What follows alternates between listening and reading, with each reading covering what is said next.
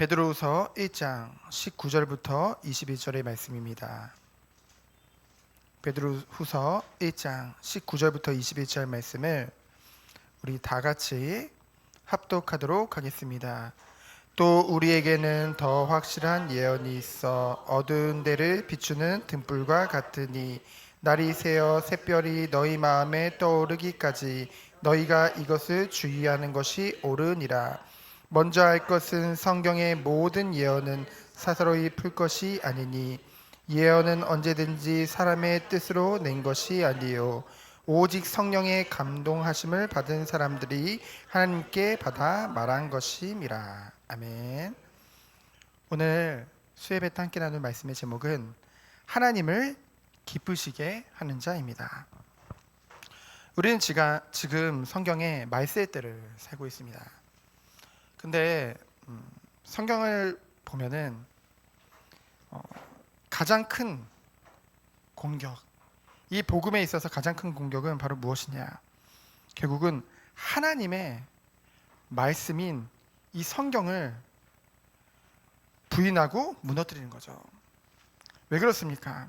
결국은 많은 이단들과 사이비들이 결국은 이 하나님의 말씀인 성경을 어떻게 해석하느냐, 그리고 그 성경을 어떻게 받아들이느냐, 거기에 있는 거거든요.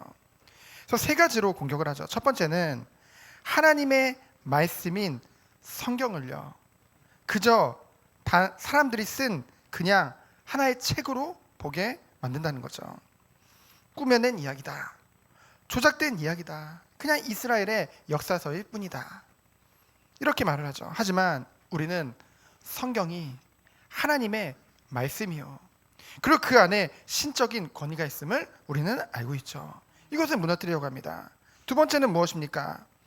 하나님의 말씀인 성경에 무지하게 만든다는 거죠. 그것이 무서운 것입니다.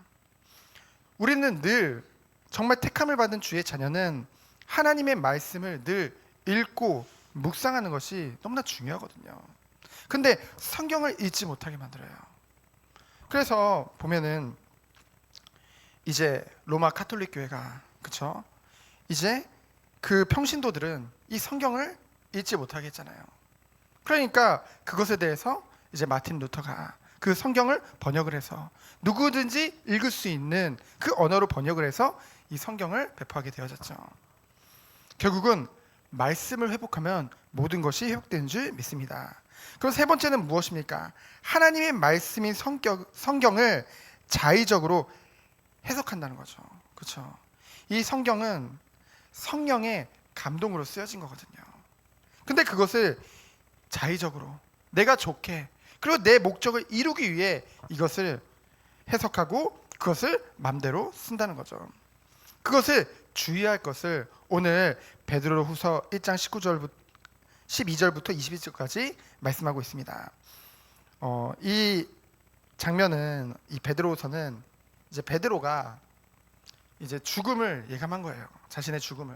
근데 여러분도 알다시피 베드로는 늙어 죽은 게 아니거든요. 예수님이 이제 요한복음에 말씀하셨듯이 네가 이제 띠띠우고 이제 죽을 것을 말씀하셨잖아요. 근데 실제로 베드로가 이제 굉장한 핍박이 일어난 그 시대에 이제 죽음을 앞두고 가장 중요한 부분에 대해서 이제 전달하고 있는 거죠.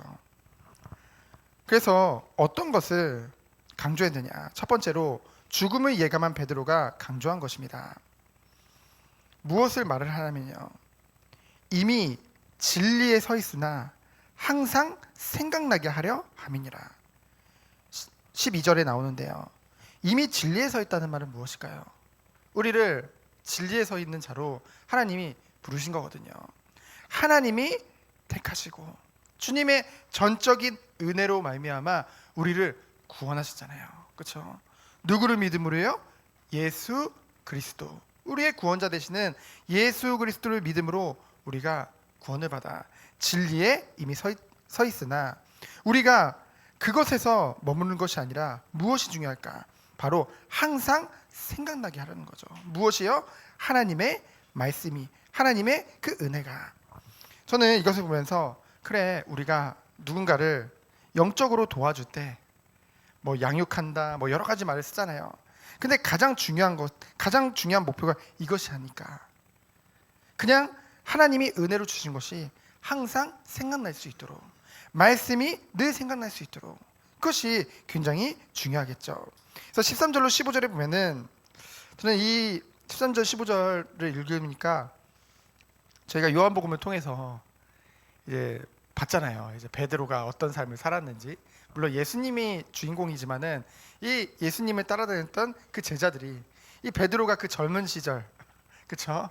예수님이 부르심을 받아서 굉장히 열정은 있었지만은 때로는 육신의 연약한 모습들을 많이 보여줬었고요. 이제는 그 초대교회, 그 예수님의 모든 것들을 다 목격한 그 베드로가 이제 초대교회에서 이제 장로로, 이제 목사 장로로, 굉장한 대표 지도자로 이제 서 있는데요. 그 사람이 이제는 장막에 있는 동안이라고 했는데요. 13절에 이 장막은 육신의 장막을 말하죠. 곧 죽음을 앞두고 얘기하는 것입니다. 그러면서 뭐라고 했습니까? 이 모든 것을 어느 때나 생각나도록 이라는 표현을 썼습니다. 15절에 보면 나오는데요. 내가 떠난 후에도 어느 때나 이런 것이 너희들에게 생각나게 하기를 원한다. 이것은 바로 무엇입니까? 하나님이신 예수님이 우리에게 말씀하시고 우리에게 가르친 그 모든 것들이 생각나기를 원하는 거죠. 그래서 우리들은 어떤 축복을 누려야 되겠습니까? 성도는 항상 말씀을 읽고 생각하는 자가 되어야 되는 줄 믿습니다. 이 정원교회가 뭐 세 가지 정원의 의미도 있고요. 이제 정로를 걷기 원하는 교회라는 그런 표어도 하나님이 주셨는데요. 우리가 어떻게 정로를 걸을 수 있겠습니까? 바른 길을 걸을 수 있겠습니까? 오직 하나님의 말씀을 따를 때만 그 길을 걸어갈 수 있는 줄 믿습니다. 그렇다고 한다면은 우리가 하나님의 말씀을 알아야 되잖아요. 그렇죠? 말씀으로 충만해야 되잖아요. 그것에 대해서 강조하고 있는 것이죠. 제가 이번 주에 이제 장례가 있었잖아요. 근데 이사야 57장 2절에 보면은 어떤 표현을 쓰냐면은 그는 평안에 들어간다니 무릇 바른 길 곧 정로로 향하는 자는 자기들의 침상에서 편히 쉬느니라. 마지막이 다른 것을 사실은 장례식에 가면 더 잘 알게 되는 것 같아요. 그래서 정말로 이번에 돌아가신 분도 비록 생전에 뭔가 신앙생활을 열심히, 막 교회 생활을 열심히 한 것은 아니지만은 이제 복음을 듣고 늘 성경을 읽으면서, 그래서 평안한 가운데 그래도 하나님이 은혜 안에서 가게 하셨거든요. 그래서 저는 그 마지막이 다른 것을 다시 한번 확인하게 되어졌습니다. 그래서 우리가 정말로 본향으로 돌아간다고 하잖아요. 정말 우리가 그러기 위해서 우리가 무엇을 바라보며 날마다 무엇을 누리면서 가야 될까? 시편 119편 148절에 보면은 우리가 잘 아는 다윗의 고백이 나옵니다. 하나님 말씀하시죠. 이렇게 하나님 앞에 정직한 길을 간 자가 없다라고 다윗을 표현하셨는데요. 그 다윗이 무엇을 가장 중요하게 생각했냐? 시편 119편 148절에 보면은 주의 말씀을 조용히 읊조리려고 내가 새벽녘에 눈을 떴나이다. 이 다윗이 늘 바라보고 늘 사모했던 것이 뭐예요? 주의 말씀을 조용히 읊조리는 그 시간. 그래서 우리가 정말로 하나님 앞에서 정로를 갖기 원한다고 한다면은 늘 말씀 안에서 그 말씀을 읽고 묵상하면서 하나님 원하시는 그 길을 가길 원합니다. 그렇다면 두 번째로 하나님이 기뻐하는 자는 누굴까요? 예수님께서 16절에 보면은 능력 가운데서 이 땅에 다시 강림하실 것, 재림하실 것을 말씀하고 있죠. 이것은 사람들이 교묘히 만든 이야기가 아니라고 말합니다. 왜요? 우리 곧 사도 베드로를 비롯한 그 제자들이 그것을 친히 봤기 때문에. 그러면서 16절에 보면은 그것에 대해서 계속 말을 하고 있고요. 그래서 이 17절에 보면은 17절 18절에 이 장면은 어떤 장면이냐면요. 우리가 너무나 잘 아는 말씀이죠. 이제 사도 베드로가 제자들과 예수님과 함께 변화산에 올라갔을 때를 이제 직접 목격한 것을 지금 기록한 것입니다. 그때 하나님이 뭐라고 말씀하시나요? 그 성자 예수 그리스도께 내 사랑하는 아들이요 내 기뻐하는 자라 라는 표현을 쓰죠. 내 기뻐하는 자는 뭡니까? 바로 하나님을 기쁘시게 하는 자라는 거죠. 그 모델로 누구를 보여주신 거예요? 예수 그리스도를 보여주신 것이죠. 우리는 그 예수님의 인성뿐만이 아니라 그 예수님께서 공생애에 보여주셨던 그 행하신 모든 기들을 통해서 우리가 정말 우리 인간으로서 가장 큰 축복이 무엇입니까? 우리를 이 땅에 살게 하신 이유가 뭐예요? 우리의 존재 이유가 무엇입니까? 결국은 하나님께 영광이거든요. 하나님께 기쁨으로 영광을 돌리는 자들로 우리를 부르셨거든요. 그렇다고 한다면은 정말 그 예수님 보고 내가 기뻐하는 자라고 했는데요. 그걸 통해서 우리는 세 가지를 볼 수 있습니다. 그 예수님이 기뻐하시는 자, 하나님을 기뻐하시는 자. 바로 첫 번째로 예수님은 어떤 삶을 사셨습니까? 바로 순종의 모델이었죠. 공생애의 사역이 시작되어지고 그 마칠 때까지 예수님은 전적으로 하나님 말씀에 순종하셨습니다. 모든 하늘의 영광 버리고 이 땅에 낮은 자로 오셔서요. 십자가에서 죽기까지 복종하신 거죠. 그래서 두 번째는 어떤 모델을 보여주셨습니까? 바로 기도의 모델입니다. 어떤 자들은요, 나는 계속 기도하니까 기도 안 해도 된다. 그래서 뭐 식사기도 뭐 안 해도 된다. 근데요, 예수님은 어떻습니까? 예수님은 근본 하나님의 본체시나 스스로 낮추시고 매일 하나님께 기도하는 생활을 보여주셨습니다. 그렇죠? 새벽에도 일찍 일어나셔서 기도하시고요, 날마다 기도하시고요, 밥 먹을 때도 축사하시고 기도하시고요. 그렇죠? 그러면서 기도하는 자에게 약속하신 성령을 부어주실 것을 말씀해 주셨죠. 그렇다고 한다면은 우리가 이것을 통해서 무엇을 알 수 있습니까? 정말로 우리들은 하나님이 기뻐하시는 자로 세움을 받길 원하는데요. 그 비밀이 바로 어디에 있다는 거예요? 기도하는 생활 가운데 있다는 것이죠. 그래서 정말로 하나님을 믿는다고 해도 하나님께 기도하지 않는 자는 하나님을 기쁘시게 할 수 없습니다. 그래서 우리가 참된 기도의 축복 속에 들어가길 원합니다. 그러면서 세 번째는 뭡니까? 증인의 모델이죠. 하나님을 증거하는 자로 예수님이 우리에게 보여주셨습니다. 예수 그리스도의 생애는 오직 하나님의 말씀만을 증거하는 삶이었어요. 그래서 사단이 예수님을 시험하려 할 때 말씀으로 물리치셨죠. 그리고 율법의 올무에서 우리들을 해방시켜 주셨습니다. 그리고 뭡니까? 천국 복음, 곧 하나님의 나라의 그것을 말씀으로 증거해 주셨죠. 오직 증인의 삶으로 우리 앞에 보여주신 것입니다. 그래서 베드로전서 2장 21절을 제가 읽어드리도록 하겠습니다. 이를 위하여 너희가 부르심을 받았으니 그리스도도 너희를 위하여 고난을 받으사 너희에게 본을 끼쳐 그 자취를 따라오게 하려 하셨느니라. 우리의 모델 중에 모델이요 본 중에 본이 누굽니까? 바로 예수 그리스도인 줄 믿습니다. 그래서 그렇다고 한다면은 그 하나님이 기뻐하시는 자 우리가 세 가지를 봤는데요. 그 다음에 18절에 보면은 성경은 수많은 목격자들로 기록되어 이루어진 하나님의 말씀임을 증거하고 있습니다. 정말로 이제 신학을 공부하다 보면은요, 결국은 뭘 자꾸 공격하냐면요, 결국 성경의 이 정경의 권위를 계속 어떻게든 낮추려고 합니다. 그래서 뭐 이거는 뭐 성경 중에는 맞는 말도 있고 틀린 말도 있다, 이런 것을 주장하는 신학자들도 있고요. 때로는 이 안에서 우리가 들을 것도 있지만 버릴 것도 있다, 이런 것도 있습니다. 그러면서 이것은 형성되는 66권으로 정리되는 동안에 인간의 그런 것들이 다 들어갔기 때문에 이거는 하나님의 말씀으로 볼 수도 없다, 이것은 결국은 꾸며낸 이야기다 라는 말을 많이 한다는 거죠. 그런데 분명히 18절에 보면은 성경은 수많은 목격자들의 기록으로 이루어진 하나님의 말씀임을 우리는 볼 수 있습니다. 우리가 들은 것이라는 표현을 썼는데요, 누가복음 1장 2절에 보면은 익명의 목격자들이 굉장히 많았음을, 그래서 이것을 기록하려고 붙든 자가 많다고 누가가 증거하고 있죠. 그리고 요한에서 1장 1절로 3절에 보면은 우리가 들었다. 우리가 눈으로 보았다. 주목하고 우리들의 손으로 만졌다고 했습니다. 그러면서 고린도전서 9장 1절에 보면은 바울은 그 사도직과 관련해서 예수님을 직접 자기가 보았음을 증거했죠.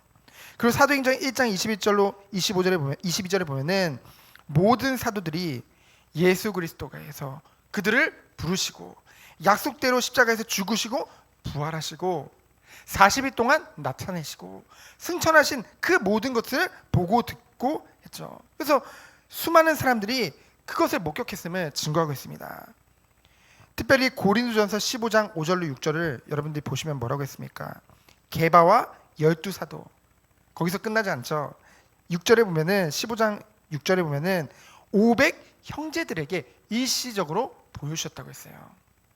여러분, 예수님이 부활하시고 실제로 성경에 기록된 모든 것들이 누군가 조작할 수 없는 것은 무엇입니까? 한두 명이 보고서 얘기한 것이 아니라 수많은 사람 앞에 그것을 증거하셨다는 것이죠. 그래서 하나님의 말씀은, 이 성경은 뭡니까? 하나님의 부르심을 받고 직접 체험하고 목격한 자들이 하나님의 계시를 받아서 성령의 감동으로 기록한 말씀이란 거죠. 그래서 성경은요, 말 그대로 하나님의 말씀이요 우리의 삶의 나침반인 줄 믿습니다. 그래서 성경을 읽어야 돼요. 그렇다고 한다면 마지막으로 세 번째로 예언의 말씀에 대해서 19절로 22절에 말씀하고 있죠. 우리에게 있는 예언의 말씀이 어떤 역할을 한다고 했습니까? 어두움에 빛을 비추는 역할을 한다고 했어요. 이 어둠은 무엇을 말할까요? 바로 죄악이 가득 찬 세상을 말하죠. 그리고 우리의 죄의 본성 또한 말할 것입니다. 결국은 우리에게 주신 하나님의 말씀은요, 우리의 믿음 위에 서서 오직 하나님의 말씀에 전적으로 의지할 때 우리를 통해서, 그 말씀을 통해서 현장에 빛이 발해진다는 것을 말하고 있는 것입니다. 그렇기 때문에 우리는 뭡니까? 복음이면 된다, 이거 가지고 있으면 된다, 거기서 끝나는 것이 아니라 일어나 비춰야겠죠.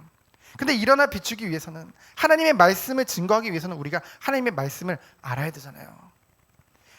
결국은 말씀을 알면은 그만큼 분별할 수 있는 능력이 우리에게 생기는 거거든요. 진짜 그거 너무 안타까워요. 사람들을 만나보면은, 현장에서 만나보면은 그냥 성경을 읽을 생각은 안 해요. 그냥 내가 누가 이렇게 말했으니까 그게 맞다라는 확신을 가지고 그렇게 나아간다는 거죠. 그렇게 되면은 결국은요, 끊임없이 헷갈리고 속을 수밖에 없다는 것이죠. 그래서 20절에 보면은 뭐라고 했습니까? 먼저 알아야 될 것이 있자. 그러나 성경을 읽는 데 있어서 먼저 알아야 될 것이 있습니다. 무엇입니까? 사사로이 풀지 말라고 했습니다. 우리가 읽다 보면요, 성경을 읽다 보면은 약간 애매한 것도 있고 이해 안 되는 것들이 있습니다. 그리고 언어들이 이제 우리나라 말도 여러 가지 뜻을 가진 경우가 많잖아요. 헬라어나 히브리어 또한 더욱더 여러 가지 의미들을 다 담고 있거든요. 그렇기 때문에 때로는 읽다 보면은 이게 이 뜻인가 저 뜻인가. 근데 사람이 연약하다 보니까 내가 믿고 싶은 대로 그것을 해석하게 되거든요, 결국은. 근데 그것이 더 나아가서 사설을 풀게 되는 상황까지 벌어진다는 것이죠. 그래서 베드로서 3장 16절을 보면은 뭐라고 했냐면요, 제가 읽어드릴게요. 3장 16절에 보면은 그 중에 알기 어려운 것이 덜어 있으나 무식한 자들과 굳세지 못한 자들이 다른 성경과 같이 그것도 억지로 풀다가 스스로 멸망에 이르노니. 그렇죠? 그래서 우리들은요, 성경을 읽을 때 어떤 은혜를 가지고 읽어야 될까요? 21절에 보면은 사람의 뜻이 아니라고 했거든요. 이 성경에 기록된 것이 오직 성경은 하나님의 감동을 받은 자들을 통해서 쓰여진 거거든요. 그 감동을 시킨 게 누굽니까? 바로 성령의 감동이죠. 그렇기 때문에 우리가 성경을 읽을 때 어떤 마음과 중심을 가지고 기도하면서 읽어야 되냐? 성령의 도우심을 간구하면서 읽어야 됩니다. 성령을 의지해서 읽는 거예요. 그런데 억지로 뭔가 풀려고 하지 말고요. 그럼 사람들이 어떻게 하냐면요, 이제 목회자들은 보통 집에 주석도 있고 그런 것도 있다 보니까 여러 성경 주석책, 주예책 그런 것들이 많다 보니까 그것을 찾아보면 되는데 보통 요즘 성도님들은 어떻게 하냐면은 인터넷에 검색을 해봐요. 그러면은 많은 그 해석들이 나오니까. 근데 그때 통계를 내보니까 그 인터넷에 검색되는 것에 거의 7, 80%가 그 이단이나 사이비에서 올린 것들이 많습니다. 특별히 신천지에서 전혀 신천지 티를 안 내고 다 해석을 해서 올려놔요. 그래서 처음에는 좀 맞는 것 같아요. 근데 읽으면 읽을수록 점점 이상하게 가거든요. 그렇기 때문에 뭡니까? 인터넷을 보는 것도 위험합니다. 인터넷을 찾아보시는 것도. 그러니까 묵상하시다가 해석이 안 되는 거는 저에게 연락 주세요. 제가 연약하지만 그래도 저는 연약할지라도 제가 가지고 있는 주석은 수많은 신학자들과 바른 목회자들이 쓴 거기 때문에 제가 바로 답을 해드릴 수도 있고 아는 한도 내에서 모른다고 한다면은 연구해가지고 알려드릴 수 있는 거거든요. 그렇죠? 그러니까 억지로 풀지 말고 먼저 우리가 그렇다고 무조건 사람을 의지하는 것은 또 아니고요. 성령의 도우심을 간구하면서 늘 읽어야 될 줄 믿습니다. 그래서 우리는 어떤 축복을 누려야 될까요? 말씀 안에서 그리스도의 장성한 분량까지 자라나는 성도의 응답이 있기를 예수 그리스도 이름으로 축원드립니다. 그래서 우리는 말씀을 알아야 돼요. 왜요? 이 성경이 하나님의 말씀이고 우리 삶의 나침반이기 때문에 이 축복을 누릴 때 우리는 말씀을 통해서 이 땅에 빛을 비추는 응답이 우리에게 있는 줄 믿습니다. 다른 것이 아니에요. 하나님의 말씀이 비춰지는 곳마다 생명이 살아나는 겁니다. 그러면서 정로를 걷는 비밀 또한 어디 안에 있다고요? 말씀 안에 있다고요. 바른 길을 가는 것 또한 말씀 안에 있다는 것입니다. 그러면서 또 마지막으로 뭐예요? 하나님을 기쁘시게 하는 자. 무엇으로 기쁘시게 하겠습니까? 하나님이 이 성경 말씀을 통해서 하나님을 나타내셨어요. 하나님의 모든 뜻을 이 말씀을 통해서 우리에게 전달하기 원하시는 것입니다. 그래서 우리들은 정말로 이 말씀 안에서 온전히 자라나는 것, 그것이 하나님이 원하시는 것이요 우리를 위해서 예비하신 축복인 줄 믿습니다. 그래서 우리가 정말 말씀 안에서 날마다 새롭게 되어져서 정말 하나님을 기쁘시게 하는 자의 축복이 있기를 예수 그리스도 이름으로 축원드립니다. 시간 기도합니다. 하나님 감사합니다. 하나님이 기뻐하시는 그 길을 거는 우리 모든 성님 되도록 주께서 축복하여 주옵소서. 살아계신 예수 그리스도 이름으로 기도합니다. 아멘.